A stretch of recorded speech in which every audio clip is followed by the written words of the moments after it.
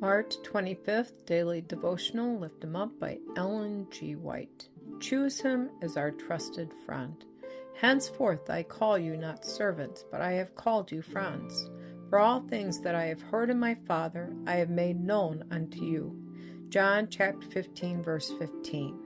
Wickedness prevails at the present day.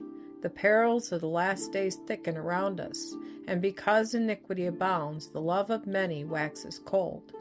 This need not be if all would come to Jesus, and in confiding faith trust in Him. His meekness and lowliness cherished in the heart will bring peace and rest, and give moral power to every soul. The shortness of time is frequently urged as an incentive for seeking righteousness and making Christ our friend. This should not be the great motive with us, for it savors of selfishness. Is it necessary that the terrors of the day of God should be held before us, that we may be compelled to right action through fear? It ought not be so. Jesus is attractive. He is full of love, mercy, and compassion.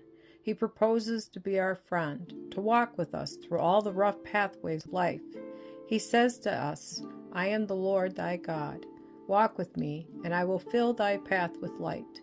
Jesus, the majesty of heaven, proposes to elevate to companionship with himself those who come to him with their burdens, their weaknesses, and their cares. He will count them as his children and finally give them an inheritance of more value than the empires of kings, a crown of glory richer than has ever decked the brow of the most exalted earthly monarch. It is our duty to love Jesus as our Redeemer. He has a right to command our love, but he invites us to give him our heart. He calls us to walk with him in the path of humble, truthful obedience. His invitation to us is a call to a pure, holy, and happy life, a life of peace and rest, of liberty and love, and to a rich inheritance in the future immortal life. Which will we choose, liberty in Christ or bondage and tyranny in the service of Satan? If we choose to live with Christ through the ceaseless ages of eternity, why not choose him now as our most loved and trusted friend, our best and wisest counselor? It is our privilege to have daily a calm, close, happy walk with Jesus. We need not be alarmed if the path lies through conflicts and sufferings. We may have the peace which passeth understanding, but it will cost us battles with the powers of darkness, struggles severe against selfishness and inbred sin.